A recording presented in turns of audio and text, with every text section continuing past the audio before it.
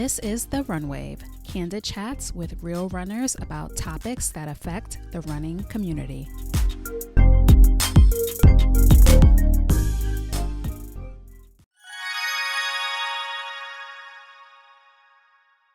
This show is sponsored by Midstrike Magazine, the first diverse digital running magazine. Use code TheRunWave to save 20% off of your magazine subscription. Visit midstrikemagazine.com for more details.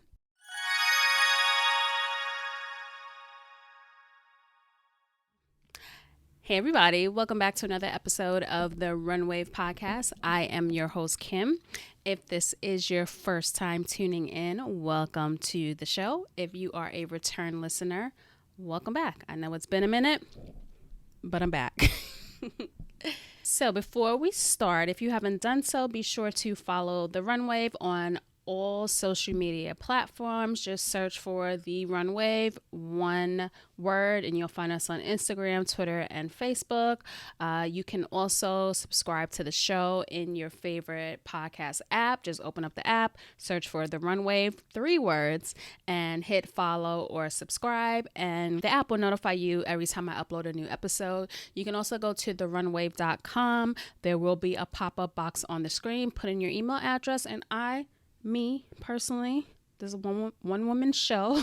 I'll send you an email each and every time I upload a new episode. All right. So today's show is going to be all about my Tokyo Marathon experience. I know it's been almost a month since the Tokyo Marathon ran, but y'all, I got back on a Thursday. By Saturday, I was feeling sick, and then I tested positive for COVID. So it's, I wanted to recap quickly, but COVID got in the way. I didn't have it bad. I just had like cold symptoms, but after the cold comes a cough, and the cough lasted a while. So we had to clear all of that out and make sure that everything was on the up and up. Y'all don't want to hear me coughing through the episode. So that's why it was a longer wait. But yeah, I'm going to tell you how I got into Tokyo, the underrated way, the way that I think is totally underrated and a lot of people are missing. I'm going to tell you what the entire trip cost me, what I did, who I did it with. It's a whole story. So let's get into it. First, let's talk how I actually got into the race, because most people, I think, get in by doing the charity option. And with Tokyo, they don't allow you to set up a fundraising page and get your friends to donate money. They want their money right away. And for this year's marathon, they actually had kind of a quote unquote lottery per se. So you had to bid an amount that you wanted to donate. I think the minimum was like $750 to a charity. So you would pick one charity. They only let you do it once. You would submit the amount that you wanted to bid, and then that charity would let you know if you were chosen for the marathon. And for this year, they actually took everyone. So I think that a lot less people applied for the charity option this year, because there's no way that everyone got in. That just never happens. And I don't know if there were spots left over after, because I didn't hear anything about people being offered spots afterwards, but everyone who applied through charity got in. Even the minimum bid got in. People that overbid, they just overpaid when, so it's a good thing that everyone got in this year, because the marathon hasn't ran at full capacity since before COVID. So yeah, this was a pretty good year to run the Tokyo Marathon. How I got in is a little bit more unconventional. Kind of unconventional. So Tokyo Marathon has this series where they do virtual races. They do them once a month.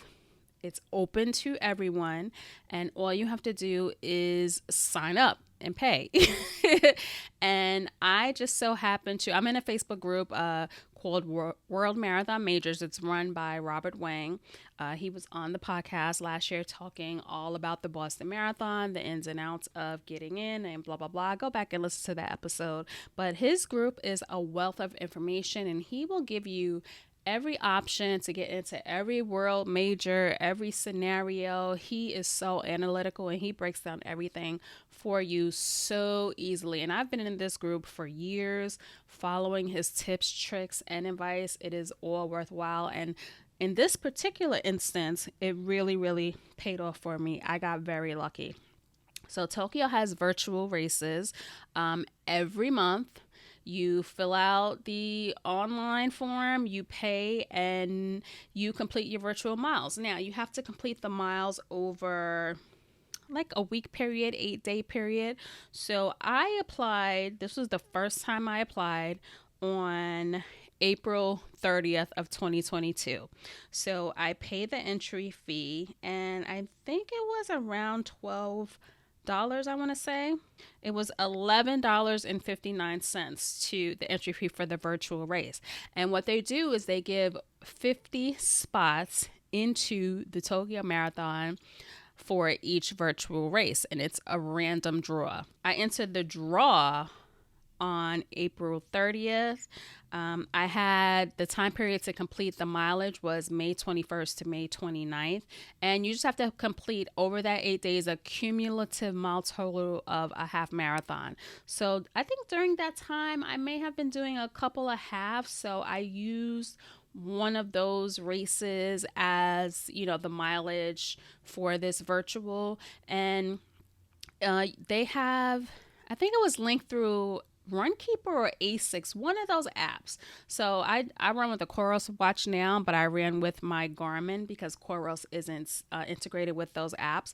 So I use my Garmin during the race, and that's how I recorded my miles for that particular race. Now, there's no standing for the virtual. There's no getting in by time, and there's none of that. It's just a random drawing for a virtual race, and it's really just a money grab. It's a way for these companies to make more money because virtual racing is just, it's not really racing, it's paying to run by yourself. So yeah, I have from May 21st to May 29th to complete my mileage. On May 30th of 2022, I received the email saying that they received my mileage and I was in the drawing. Then on June 3rd, they sent out an email about the next challenge, right? Before we even got the results of the current challenge. So, here is the little caveat. They get your money for the next challenge before you get the results of the current challenge, which is such a money. This whole race was a money grab. They were in my pockets every step of the way. So I actually paid for the next version. I was going to pay for the $12 every month until I hit. Okay. So I paid on June 3rd for the next virtual race. So I paid again. This time, it depends what the conversion rate is because the fee that you can pay is a little bit different. So the second time it was $11.58, which is a 1 cent difference. I guess the dollar was a little bit stronger against the yen at that time that I paid. So they got my funds again on June 3rd of 2022. And then on June 6th, they sent an email out. And if you're watching this on YouTube, I'm going to put all of this up on the screen so you can see, the details of these emails. You can pause it and read it to see how everything goes. So on June 6th, they sent me another email. And the email said, "It is our pleasure to announce that the final ranking is now available and can be viewed on our official event page." And there was a link. So I clicked on that link, and on each race, you get an entry ID, like a long number. So you search, they'll have a grid of 50 numbers of all the entry IDs I want an entry. And I looked on that grid, and my number was on that grid. I was shocked. I couldn't believe it. So at that time, I saw the number there, but nothing is official to me until I actually register for the race. So yeah, I saw the number there, but I didn't say anything to anyone because I didn't believe it was real. What are the odds that you enter a virtual race, pay $12, and get an entry into a world marathon major? The odds have to be slim pickings, but Somehow I got in on the first try. So that was on June 6th. And on June 15th of 2022, I received an email that I was a winner. So first they sent out a link and you have to search for the number yourself. I didn't know if it was real or not. My number was there, but I didn't receive anything else official. Then on June 15th, 2 weeks later, I received the email saying that I was a winner of the Tokyo Marathon 2023 entry ticket, winner of the Run as One 7th challenge. So that was the 7th challenge of the year. And I got it on the first try, which is for it. Yo, 2022 was like the best running year ever for me because I got Boston, I got London, and then I got an entry into the Tokyo Marathon. Like, what are the odds? What are the odds? Yeah, I got that email. And in that email, it said that we would receive further information in November. It's June of 2022. The email said we'll get more information in November. So I still didn't think it was real at that time. I mean, until I get the link, I pay, and I get, confirmation that I'm registered for this race, I don't think it's real. So at this time, I told two people. I told my husband I probably got in, and then I told Jesse. If you listen to this podcast, you know who Jesse is. That's the only two people that I told because I still didn't think it was real. And I certainly wasn't I'm not one to make public announcements on social media. I never do that. You'll know I'm running the race when I show up at the race. That's when you'll know. So I didn't tell anybody, but in the back of my mind, I knew that I probably was going to do Tokyo. Like, I don't want to get my hopes high until I actually register for the race, but I felt like it was going to happen. Since I felt like it was going to happen, I wasn't officially in yet. I went ahead and booked the hotel just in case. So on July 27th, I booked two hotels. I put them on hold. So there was no prepayment for the hotels. I used booking.com because they give me a lot of airline mileages for purchases. So just a little tip of trick. If you don't, I'm a Hilton loyalist, but if I'm going like out of the country and I'm not staying at like a Hilton, then I'll use booking.com to book my accommodations. So I reserved the Knot and Daiwa Roynet, which are two hotels which are in close proximity to the start line of the marathon. And they both have free cancellations like up until a week before the arrival. And so I booked both just in case. I mean, you never know. Hotels cancel your rooms. They want to change your date. Like anything can happen. So I had two hotels on hold and I booked them from March 3rd to March 7th of 2023. And I booked those dates because, I just wanted to come to Tokyo, I think on a Thursday and then leave by like Monday, which was, I don't know how I thought that was going to happen because it's a 14-hour time difference between New York and Tokyo. It takes like basically almost a day to get there once you factor in all the time differences. So there's no way you could do this trip like in 4 days. If that's your plan, don't even do it. Like take it out of your head. So initially I booked March 3rd to 7th and that went out the window down the line. So the price for that hotel from the 3rd to the 7th was, I ended up staying at Daiwa Roynet because the Knot was like a COVID quarantine hotel.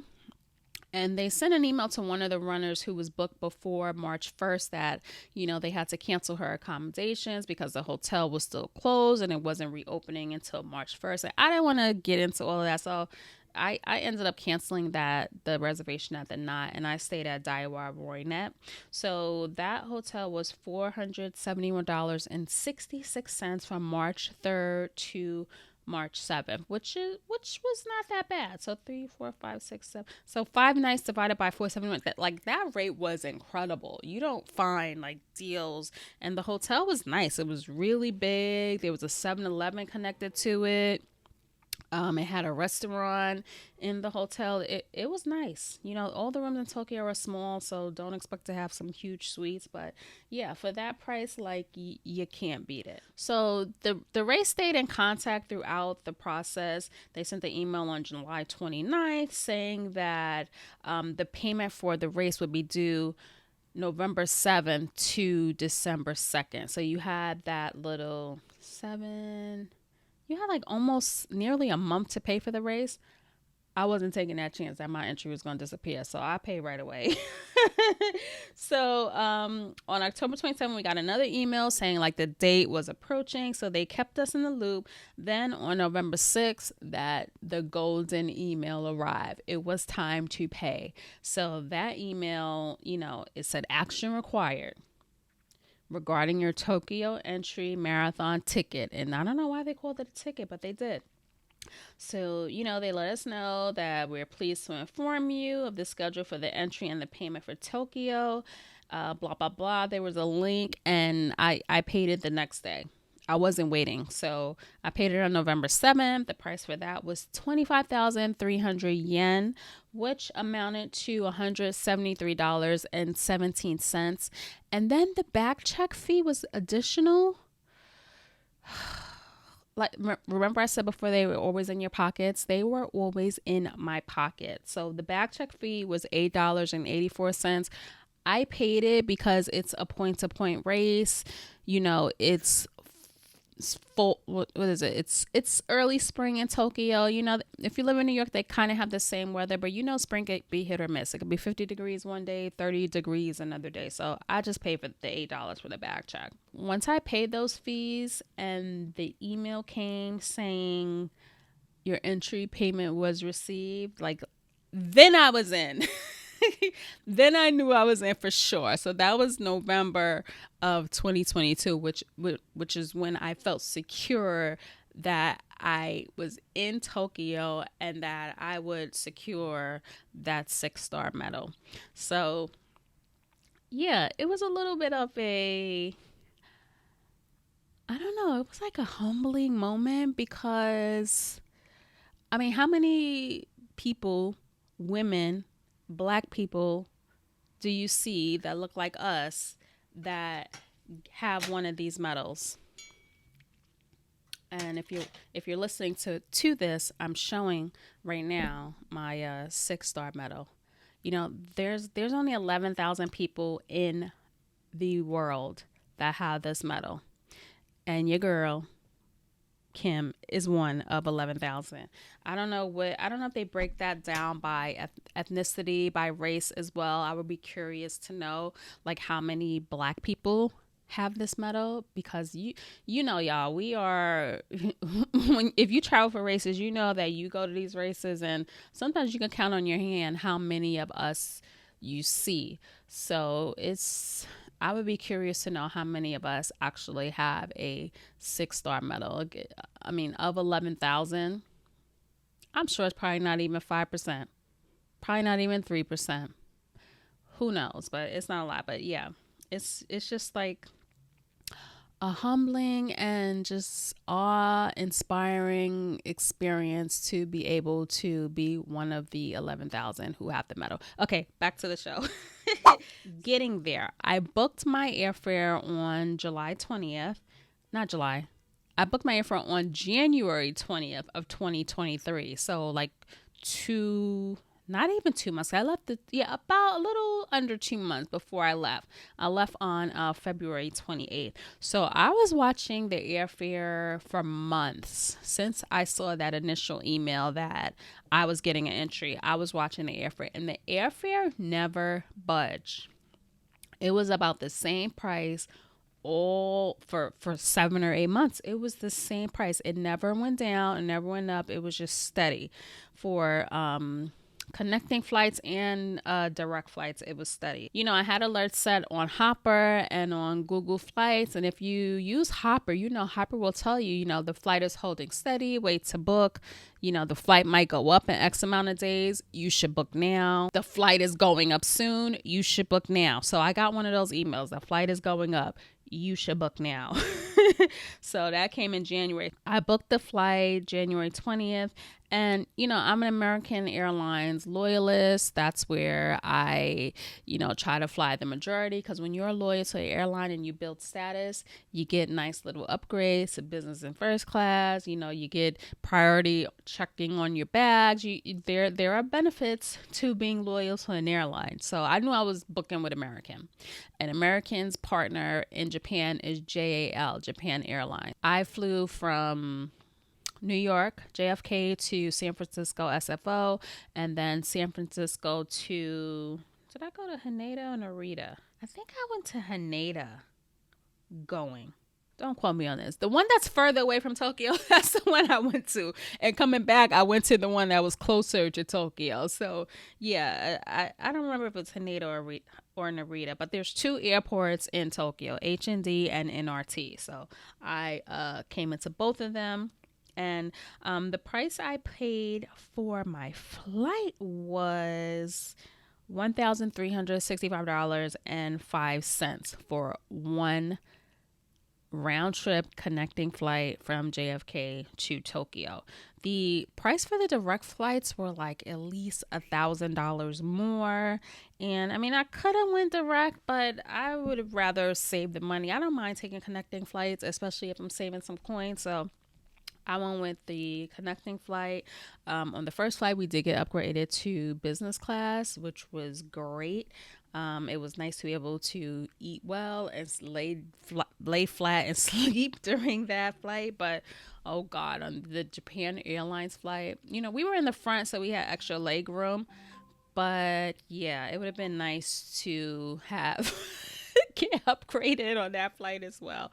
It is not fun flying in economy for 10 hours. That's a 10-hour flight from the West Coast to Tokyo. It's a long time. So that was a flight. When we landed, we got to customs. Customs was a mess. It was like, I think it was a few flights that came in at the same time. So there were a lot of people waiting to clear customs. So I think we were in there for like an hour at least. And I had like on a t-shirt, I had a hoodie, and I had a jacket over that. I had to take the jacket and the hoodie off because it was so hot in there. I was sweating. You have to wear a mask everywhere in Tokyo. You had a mask. It was a lot to having gotten off of a 10-hour flight and then have to stand up for an hour waiting online there's a lot of lines in Tokyo. And that was one of them. So once we cleared customs, once we got our luggage, it was time to, I like to take the train when I travel just to get familiar with the transit system. And most of the time, the train is just quicker than getting a cab, depending on where you are. Sometimes it is quicker to get a car, but sometimes it's just quicker to jump on transit. Being from New York, that's the way I grew up traveling, so I'm used to it. So we looked for the signs for the train. We got some yens out of the ATM. Not a lot. I think I got like $30 to $40 worth of yen. Mostly everywhere to credit cards, you did need yens sometimes to pay for things. Like if you went to small mom and pop shops or smaller restaurants, they didn't take our credit cards. They had their own payment system.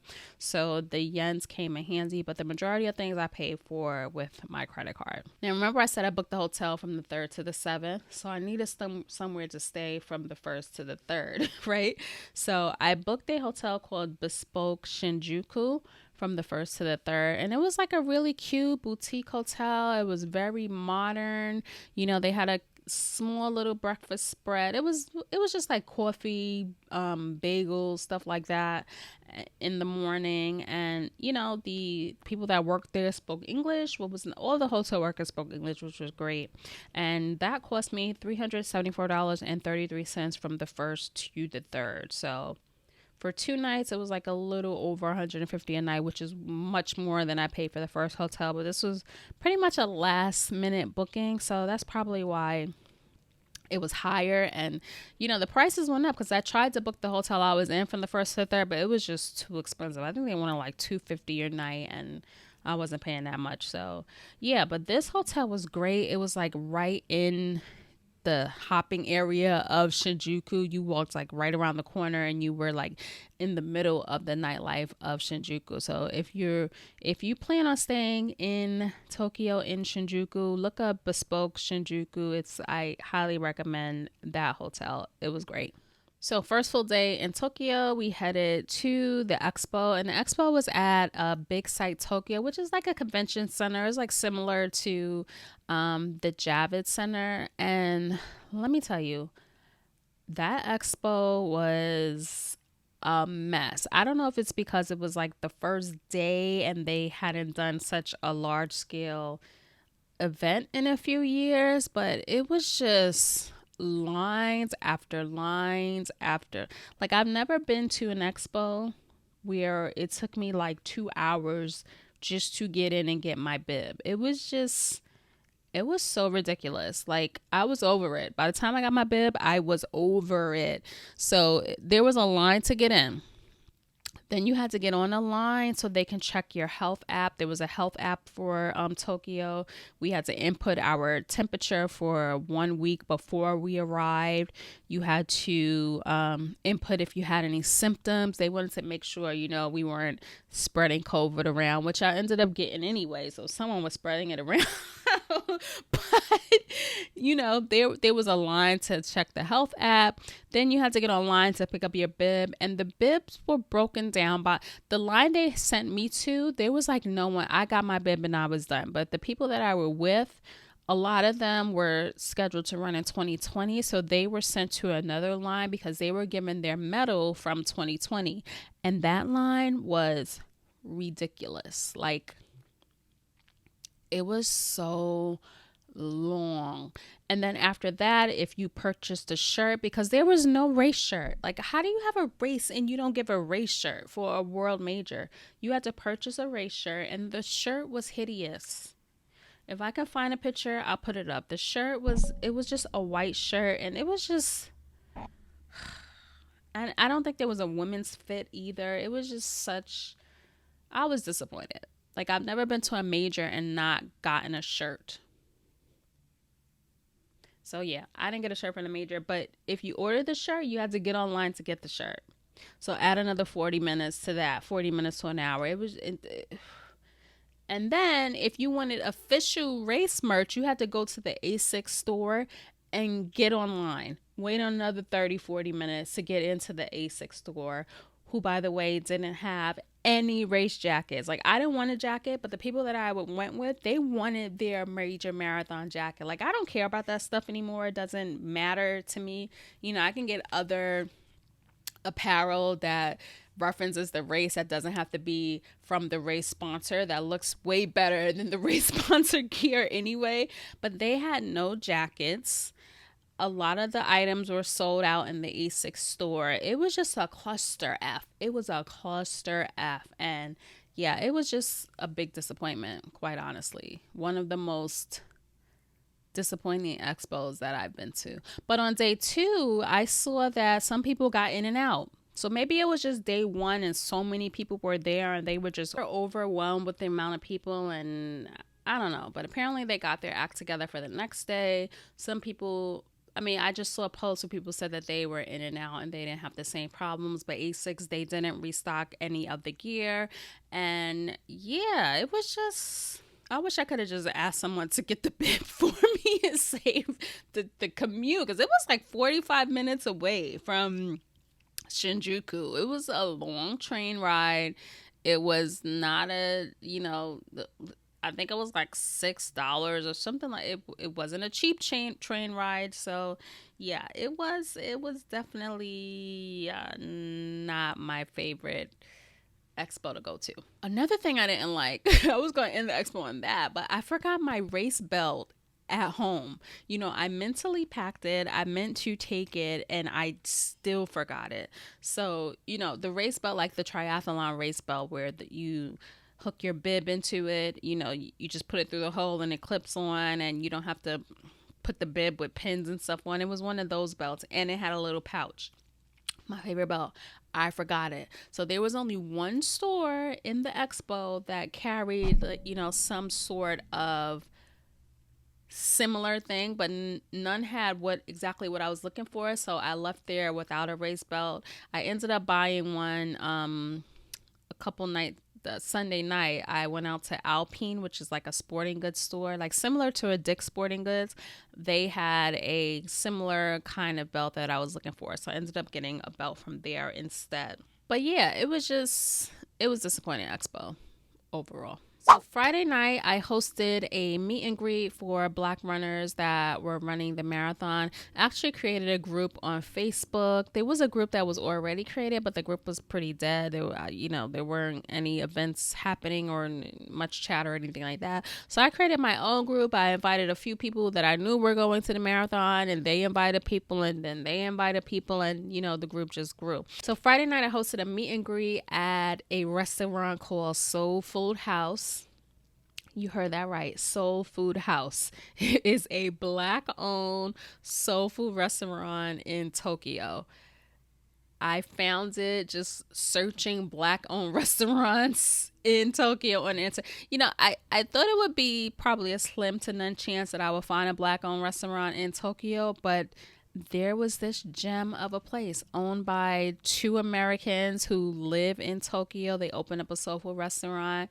I hit them up. I let them know that we had a group of Black runners coming, to Tokyo, and if they would be interested in, having us at their restaurant. And they said, sure. So, I set everything up with them.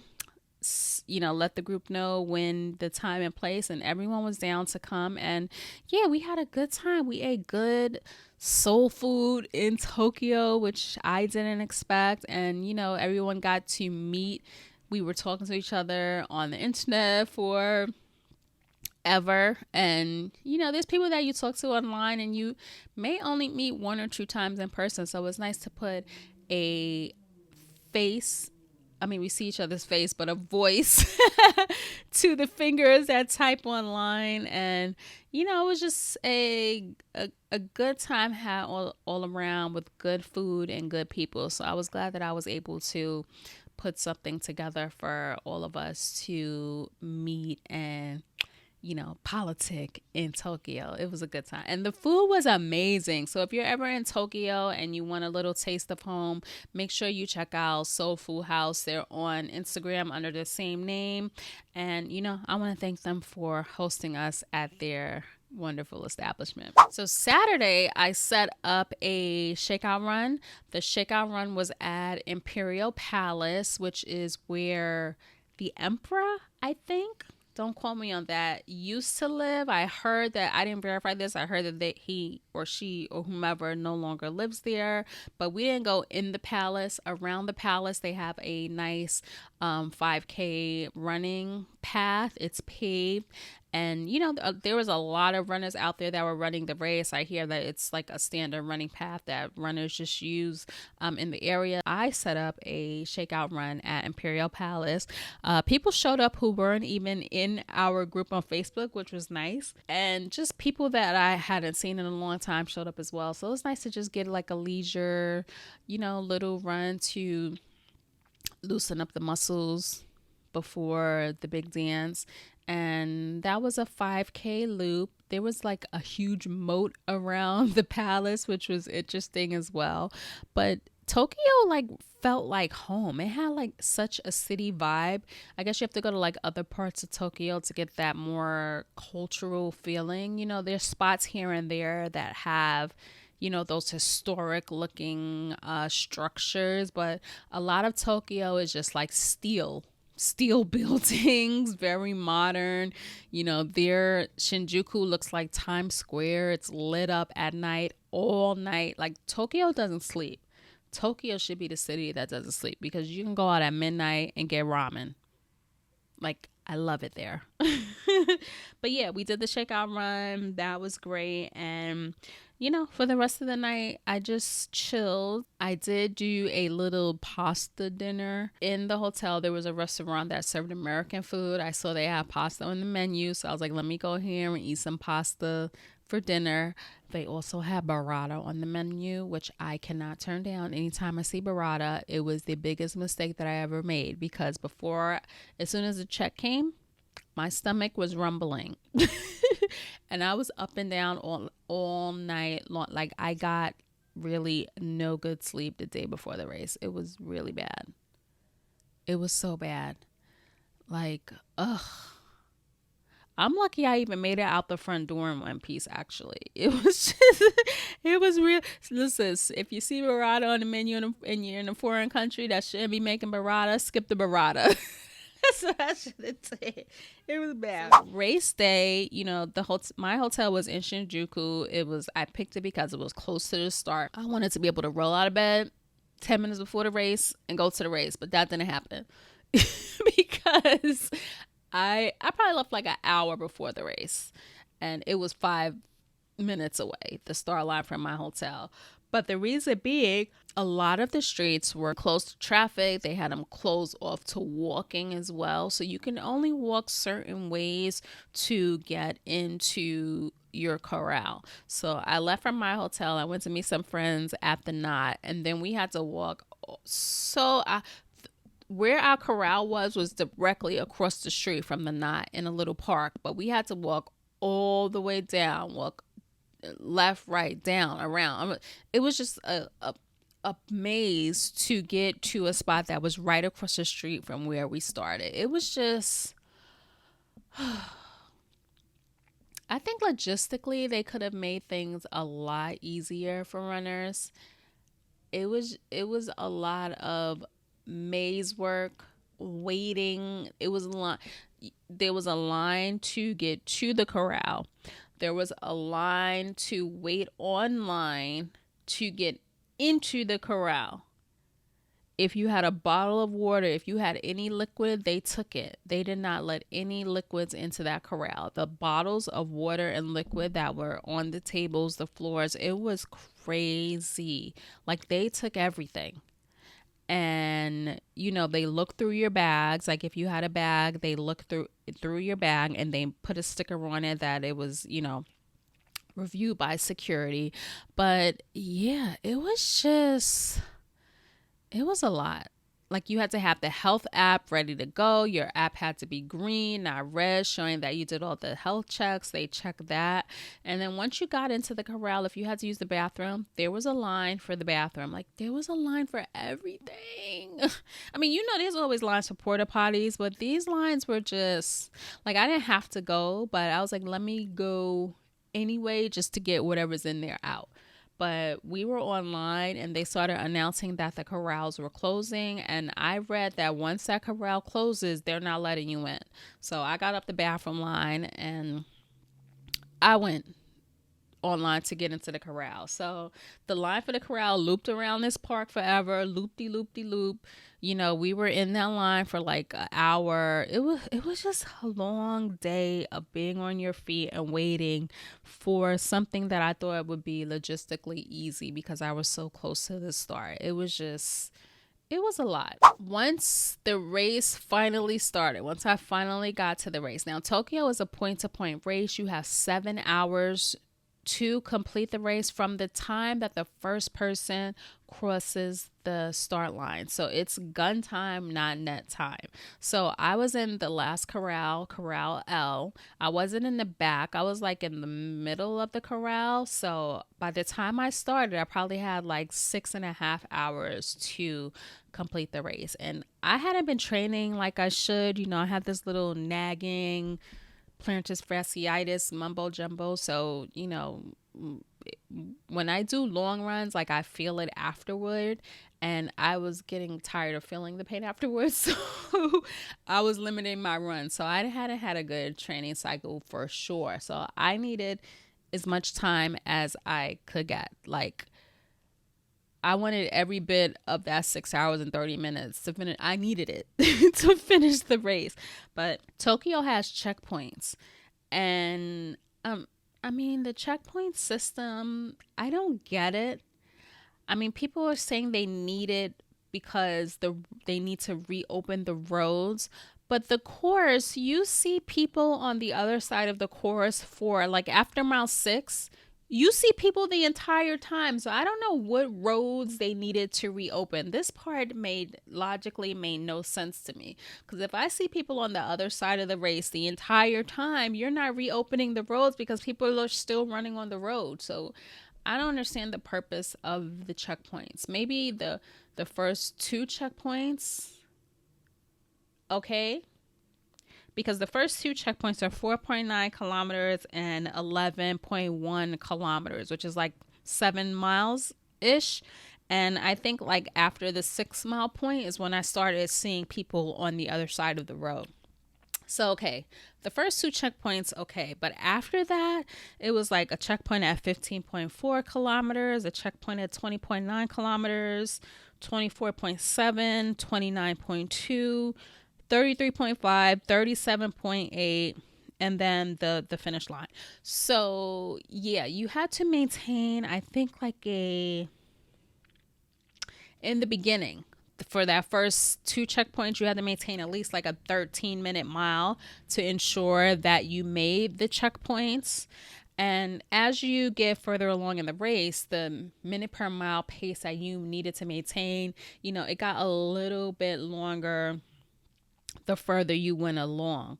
So yeah, all I knew was that I was running to mile 7. I was banking as much time as I could get because I knew later in the race I was going to be walking, right?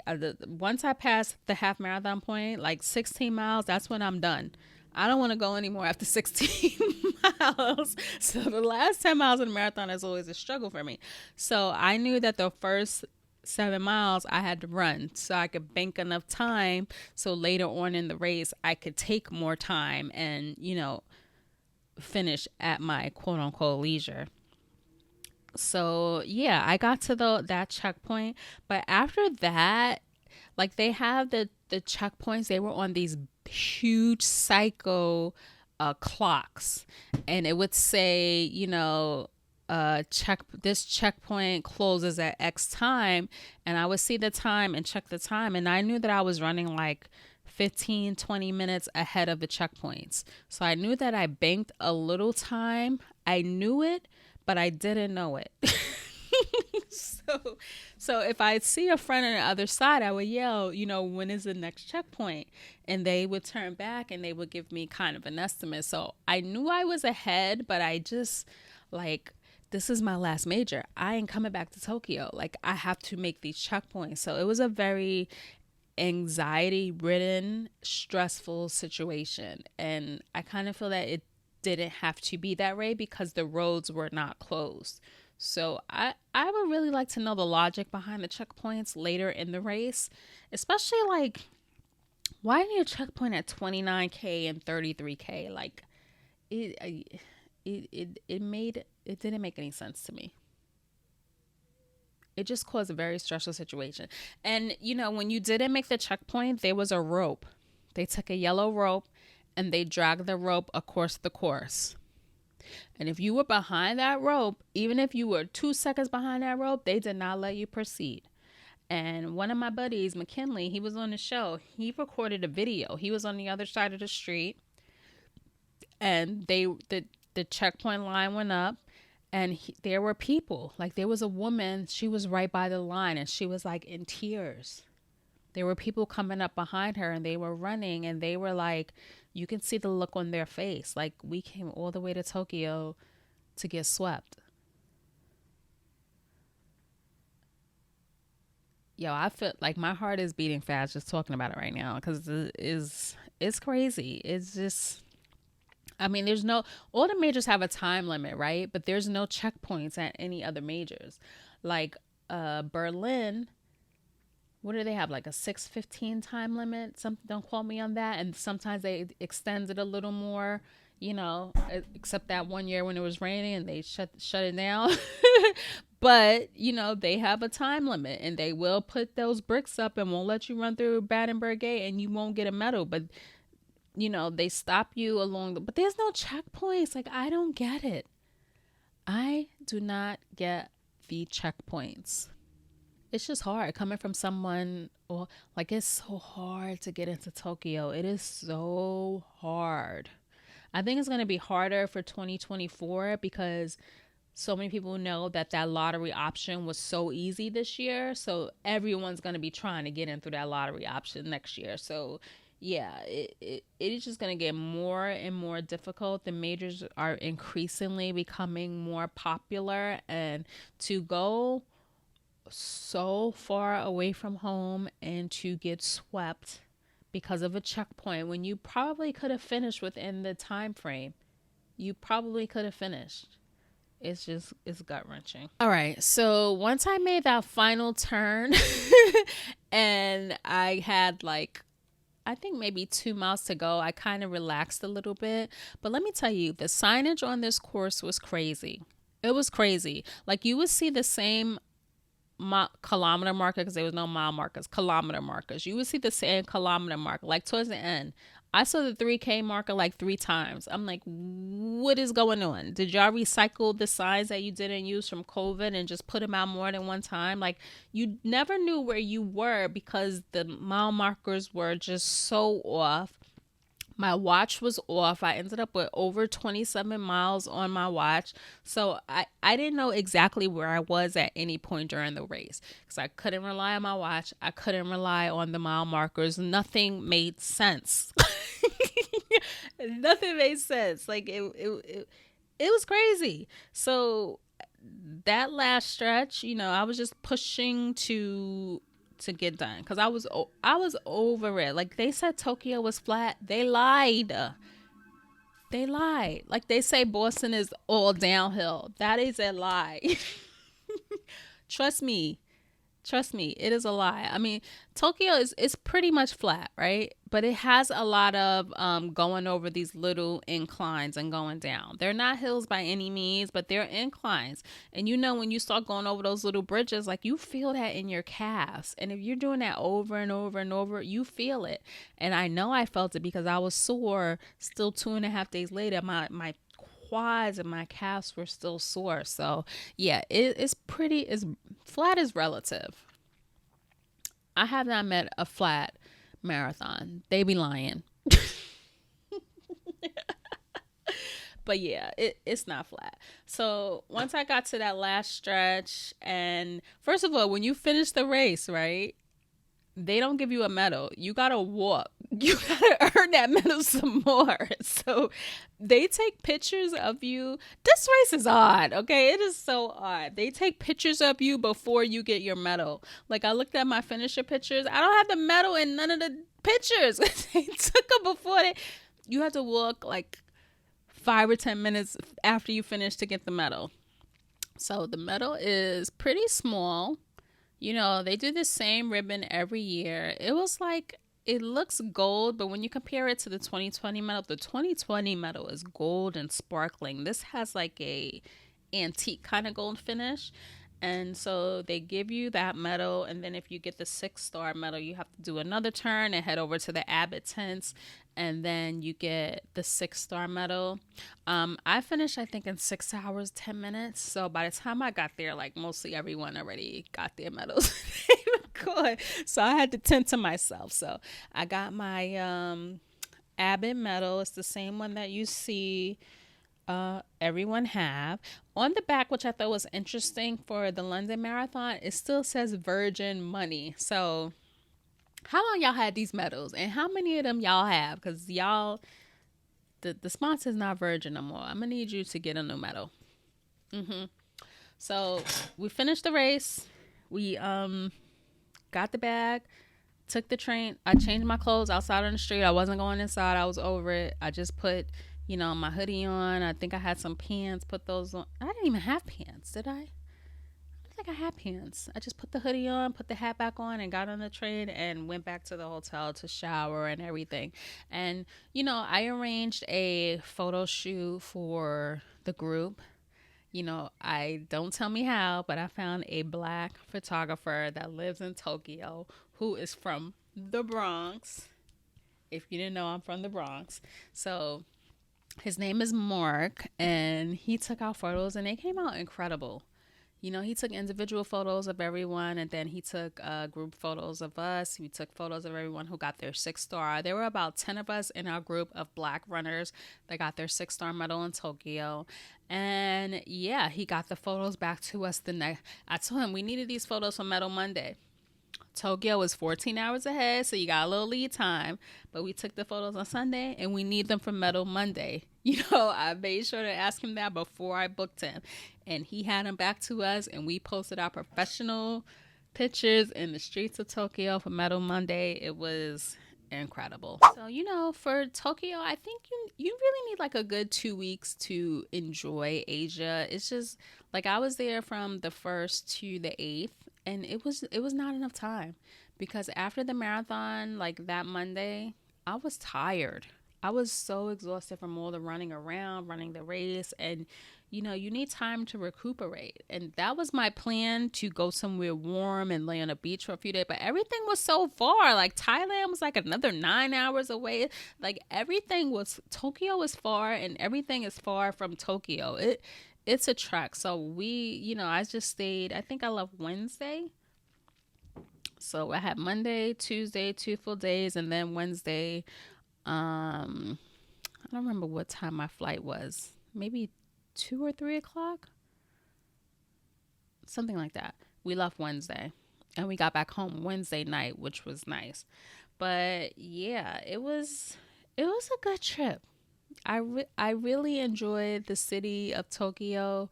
The marathon, not so much. But the city was incredible. It's one of my I think out of all of the majors, I mean, New York is number one because it's home, but it's probably my second favorite city of a major. It was a very good time. And I mean, to eat in Tokyo is so cheap. Like a bowl of ramen is $7.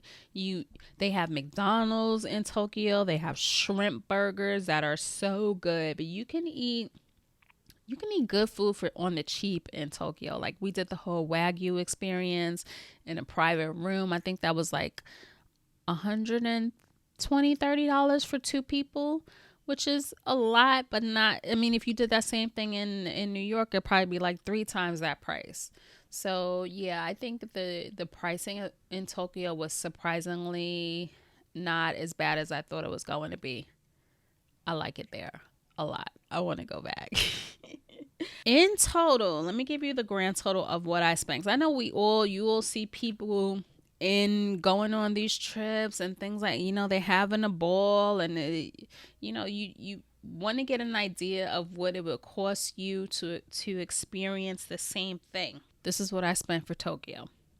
The virtual races, $11.59 and $11.58. My race entry was $173.17. Bag check, $8.84. I stayed in 2 hotels. One was $471.66. The other was $374.33. I had to book the extra night at the hotel because we left on the 8th instead of the 7th. So that was another $154.64. And my airfare was $1,365.05. So the total that I spent just for the race, for air and accommodations, was $2,570.86. So if you are rooming with someone, you would split the cost of the hotel, of course. So that would be a little bit less. But yeah, airfare for this kind of trip, I don't think it's gonna get any better unless airfare prices come down, which they haven't in almost over a year. So yeah, that's probably like really the only place that you can save money. It didn't cost a lot to eat in Tokyo. I'm pretty sure I spent under probably 300, maybe probably under 300. I don't know. It wasn't a lot to eat. I mean, I really have to sit down and tally it all up.